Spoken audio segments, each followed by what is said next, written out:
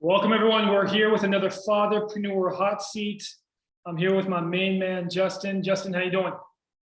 Doing great, man. Thanks for having me. Beautiful. Hey, Justin, before we get started, dude, I got to talk about the shoe collection really quick and just how you have it set up. It looks freaking phenomenal. You got a lot of Jordans. Yeah, what's going on with that? I appreciate that. Yeah, I've got about 3 or 4 walls full. I have probably close to 300 pairs of shoes at the moment, give or take. It's just always been a big passion of mine. I've always been into shoes. Yeah. Since I was a kid, I can definitely remember some fond memories of shoes and waiting in line to get shoes or begging my parents to get me some new shoe that was going to apparently make me cooler than the rest of the kids or something.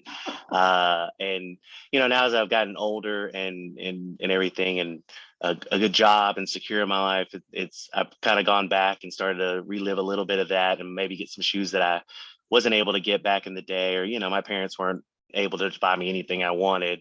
But it's become a passion of mine.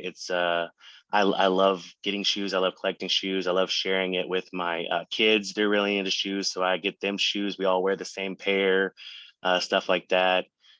It's really kind of grown also into another sort of side hobby job of mine. I started a sneaker convention here in town last year, first one to have it in town.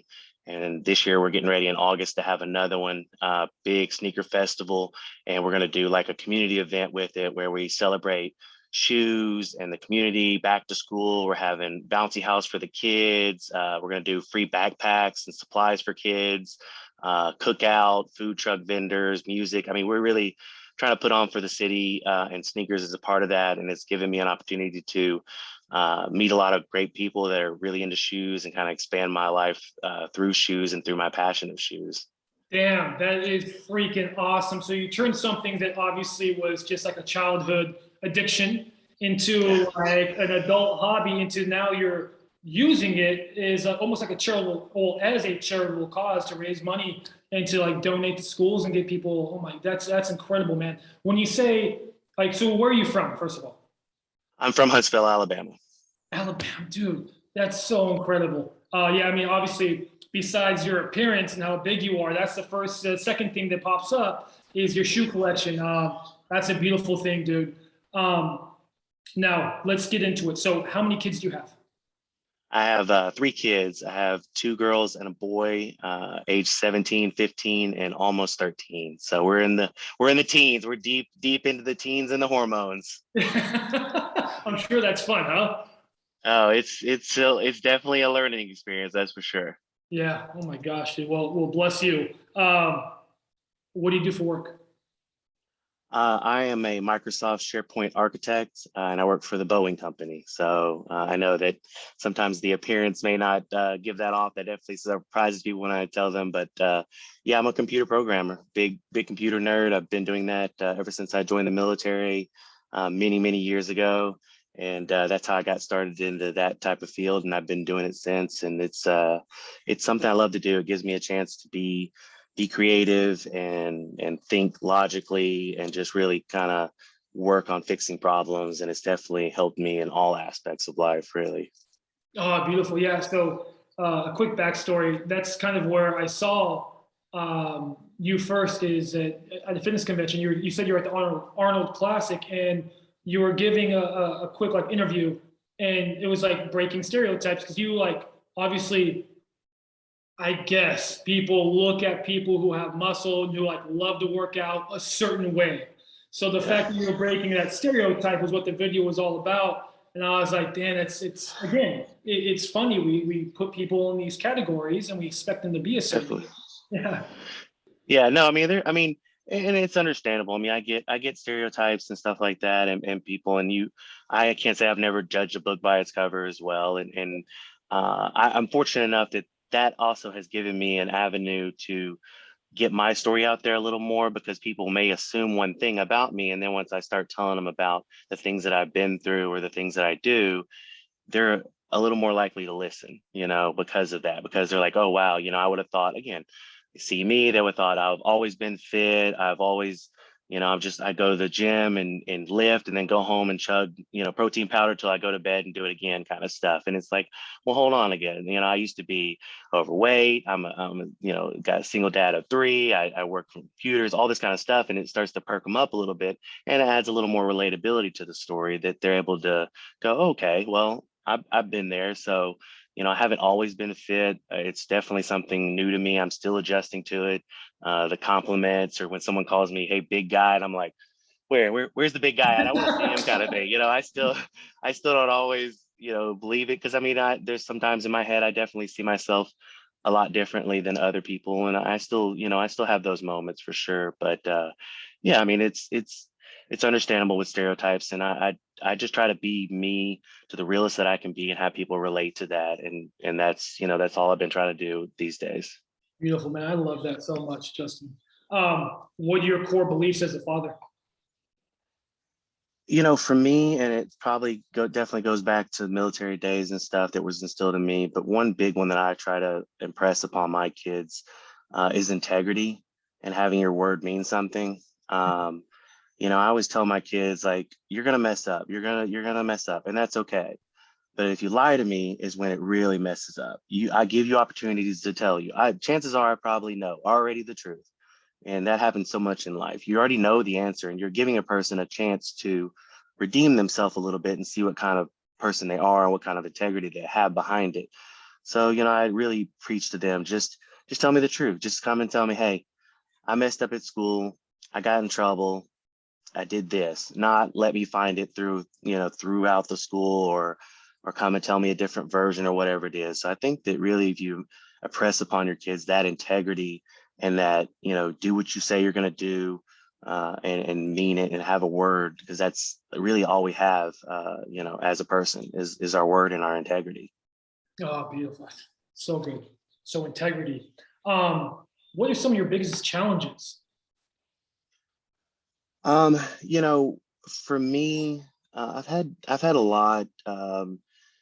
Being having sole custody of my kids as a dad is obviously very rare, and so having to overcome sort of the stereotypes of being a dad, and that, we often portrayed, I feel like, in the media, as somewhat of bumbling idiots, that we can't do anything without the woman around, or what do I do with myself, how do I, that when we're watching our kids, we're babysitting them and all that kind of stuff. And so, especially on an early age, I realized when I would go places with my kids, I get well, where's their mom? Do you need to ask her first about this thing, or whatever it may be?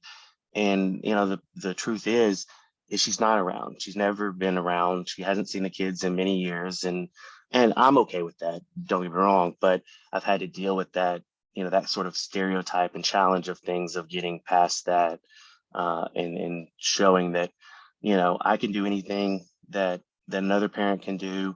I don't always do it to the best, and I understand my faults, but I do it the best I can, and in having girls, it has definitely been difficult at times to adjust. But I do what they need me to do, and love them the way they need to be loved, and take them on, get their nails done, and dress shop, and bra shop, and all that stuff that, that maybe typically a mom might do. I didn't have the luxury of just pawning it off on somebody, and I didn't want to. I wanted to do it for myself. I want that experience for myself. I want them to have that experience with me and to be able to trust me. And I've been able to build that relationship with them where they trust to say anything to me. They know that, that I'm there for them no matter what. And especially with them not having another parent around, I really had to make sure I stepped up my game to show them that, hey, I'm not going anywhere. I hate that the situation is the way it is, but I'm not going anywhere. I'm here for you. Whatever you need, I got you, kind of thing. Yeah. So again, goes back to integrity, like you were saying. I mean, obviously, you're the example of it. You're showing it to them by saying that. Man, that's incredible. Right. Um, what's your why? Right? I mean, we love this question. Like, what's your why? But like, again, Yeah. as a father,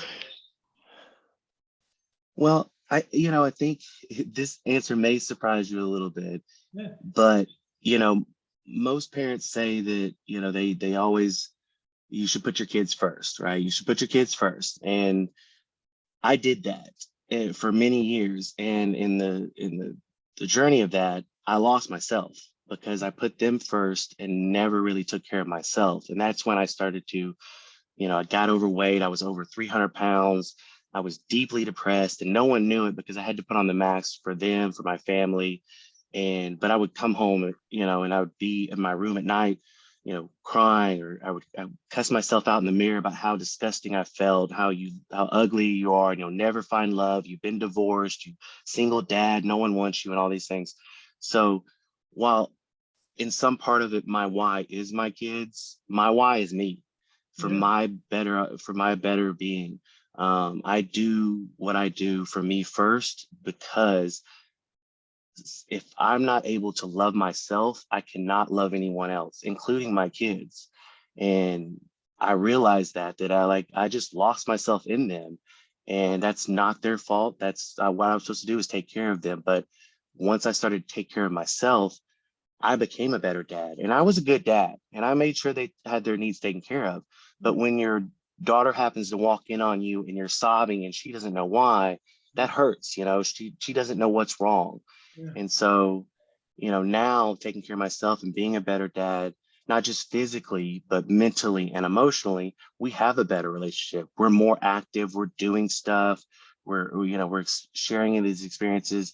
They're proud of me and the things that I've done. They love showing me off to their friends and saying, "Oh, my dad's a bodybuilder. Oh, dad, check, flex for him real quick." Or, when I win medals and stuff like that in my competitions, my greatest moments is having them come up on stage with me and experience that with me. And ultimately, me showing them that absolutely anything is possible if you work hard enough for it. And even goes back to shoes. My son's big into shoes, and every time I get some, he's like, "Man, these are awesome. Oh, I want these, I want these." And I use it as a lesson. I said, "Son, I've worked really hard in my life to get where I am in my job, and because of that, I can afford to have nice things, and I can buy my things whenever I want. Yeah. And so that's a reason for you to work really hard to get good grades, to go to college or military, whatever you choose, but to work till you get to that point where you can buy what you want. If you want it, you buy it. And if I want to buy it for you, I buy it for you." And so, again, back to it. Yeah, basically, my why is for me to be a better person, for myself, for my kids, for all my friends, for anybody that I come to interact with now through the growth of, my channel and my, inspiring people and stuff like that. And the kids are definitely a major reason on why, I decided to get out of depression, to not take my own life, and to be better for them ultimately. Wow, man. The courage, man. I love this. Um, Maybe a little bit of a lighter side here. What is your most embarrassing moment you've had as a father? Oh man. Well, I do remember often, kids have no filter. And when you're out shopping and stuff like that, I do remember several times being in line at Target or something like that, getting some stuff. And especially my youngest daughter, she definitely still has no filter. And she asked a lady behind us if she would like to go on a date with her daddy. Uh, and yeah, so that was definitely one of those, Joe, she's just kidding, unless you do, then, but no. Yeah. So she was trying to be a wing woman, I guess, for me. But yeah, something like that. Or I definitely distinctly remember my first time taking my oldest daughter bra shopping, because I have no clue what I'm doing. I don't know, it's like she needed one. "Daddy, can you take me?" "Of course I can take you." And so, we're there in the bra section. And again, I'm sure from outside looking in, people are like, "What's this weirdo doing in the bra section?" Probably. And maybe till they saw my daughter. But it was definitely one of those, moments where I'm just like, I don't know what I'm doing. It's a little bit embarrassing because I just didn't have the answers for her on what, about cup size or anything like that. And, I didn't know, my experience in bras was not something I was going to share with her. Yeah. So, Yeah. you know, so I didn't think covering how to take one off one-handed was going to help in that situation. Dude, that's classic. Okay. On flip side, what's your proudest moment as a father? Um, Man, you know how this goes. I have so many. I mean, I really do, and it doesn't have to be something major. But I will say one of my big ones lately is my oldest daughter. I didn't tell her she needed to or want, that I wanted her to, but she decided to get a job. She came to me and, Daddy, I want to get a job. And that, to me, again, that coming to me than that, and from someone who I started working when I was 13, 14-year-old underneath the table at the Y doing, basketball games and stuff like that. I've always had a job. I've always believed in that. My dad definitely instilled that in me. So for her to come to me and say, I want to get a job, I was like, this is great. And she did it all on her own. But recently, she got promoted after not working there for very long to a shift lead. Wow. And she came to me and was so proud. And she read to me the message that her boss, the owner, gave to her about how he's so proud of her and how she's always on work on time. She's always working hard. She's always listening and learning and all these things, all these traits that, I know that in the back of my mind, I did have some influence on, and that makes me proud that that stuck with her, and that she's growing as an adult. I mean, she, like I said, she just turned 17. It feels crazy to even say that sometimes, but that I'm hopefully preparing her for the real world and what's going to come, when I can't be there to catch her when she falls or to hold her hand through something, Yeah. so. Wow. Um, yeah, it's always good when you feel not just proud but also surprised, right? Right. But damn, the things I wasn't stealing are actually rubbing off, right? Yeah. Um, Yeah. how, dude, like, big question, how do you make all of this work, right? Obviously, there's so many different things that can pull you so many different ways as a father, and being a single father of three, and then work, and then obviously bodybuilding and friends, social life, all of this. How do you bring all of that together and make it work? Well, I learned early on that, because I was like everyone else. I used to say, I don't have enough time. There's not enough time. That's the number one thing I always get, right? It's not enough time. And I remember when I started this, someone sent me something that said, instead of saying you don't have enough time, say it's not a priority, and see how that makes you feel. See how that makes you feel to say those things. Like when I wouldn't go to the doctor because I didn't have time. I don't got time to go to the doctor. I Yeah, don't got time to do this. It just wasn't a priority. yeah, So, then once you reevaluate some things, and I know it's cliche to say we all have the same 24 hours, but we do. And how are you using them, to the best of your ability? So for me, it's really about structure. That's why I say my days are a little bit of Groundhog's Day for a lot of the times, but that's good because I need that structure. I have that same, I work out at the same time every day. I make sure the kids are taken to school each morning, at the same time, and all these things kind of just line up each day. I even eat right now, especially getting ready for a show. I eat the same meals every day. It's a little bit, monotonous, I guess. But the structure that I have for me bleeds over into the kids. And I feel that kids want structure yeah, as much as we don't probably think they do.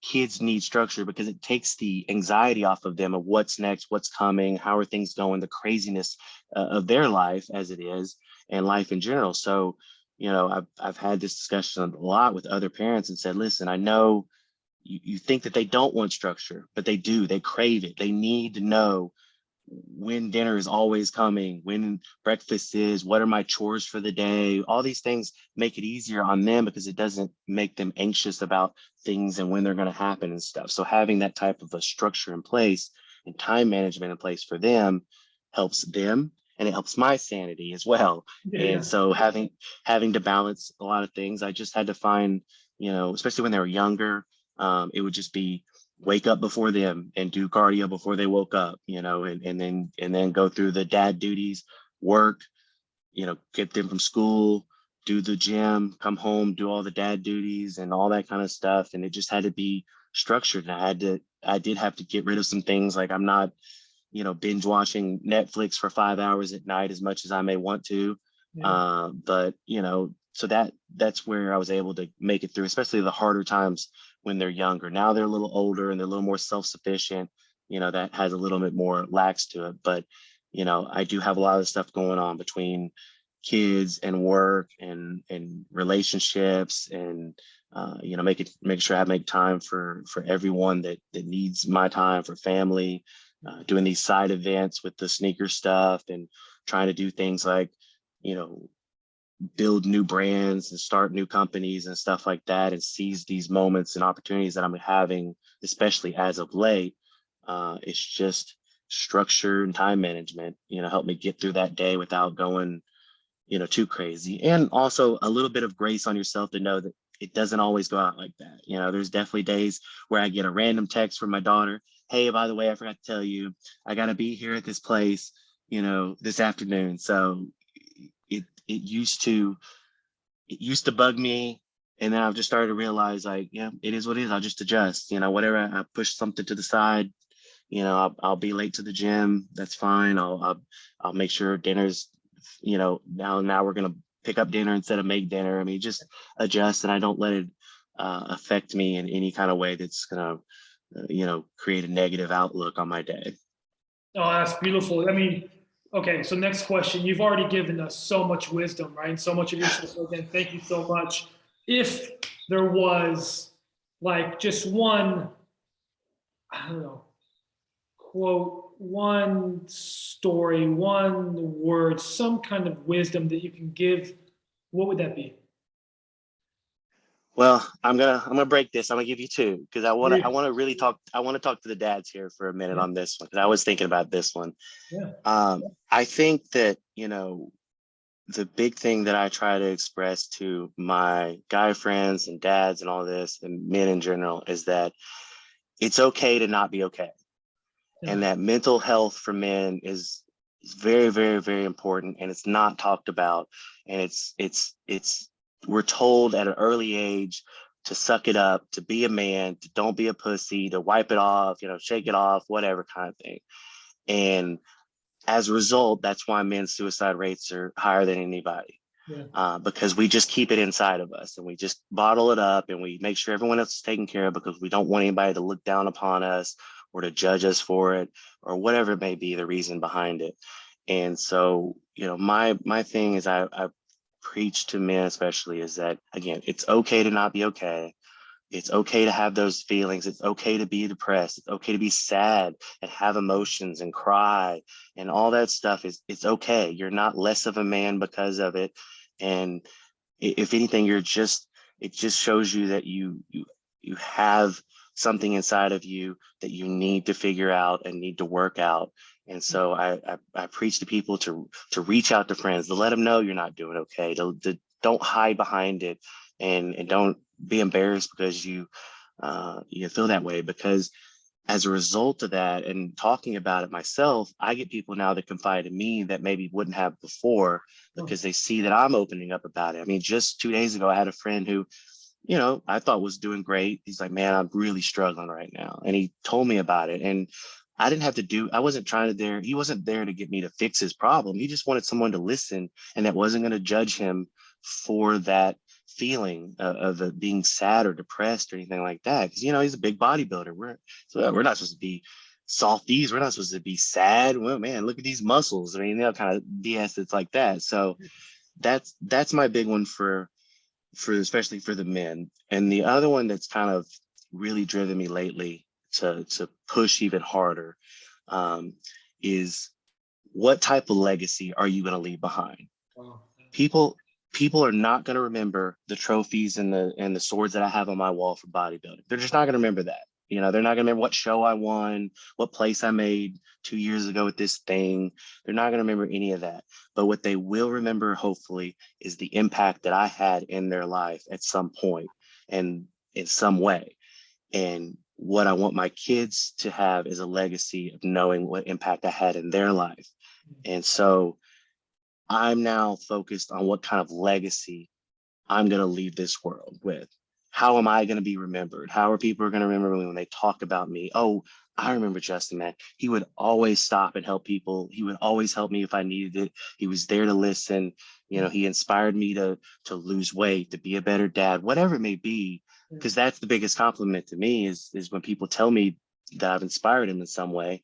So I want to continue to build upon my legacy And I want to be remembered for that and to inspire other people to build upon their legacy and just continue that butterfly effect throughout the world.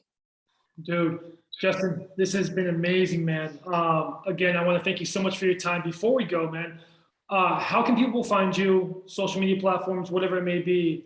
Yeah, where can people find you?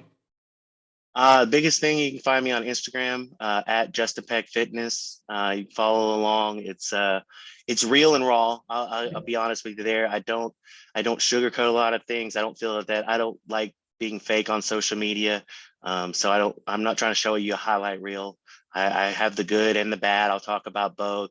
I do cuss like a sailor, and I'd like to post a lot of selfies. But what I do hope people, when they see my page, is that it's real, it's raw, and it's inspiring. No, without a doubt. I think that was the biggest thing too. It was very, very inspiring, and how personable you were. Again, complete stranger reached out to you, and you said, "However I can help, I'll help." And again, I can't thank you enough. I appreciate you so much for the time that we had today. And I will post all of your social media or your Instagram on the comment box. And then, yeah, dude, thank you so much, Justin. You're I awesome. appreciate you having me. Awesome, Yeah, I man. appreciate it. All right. Thank you.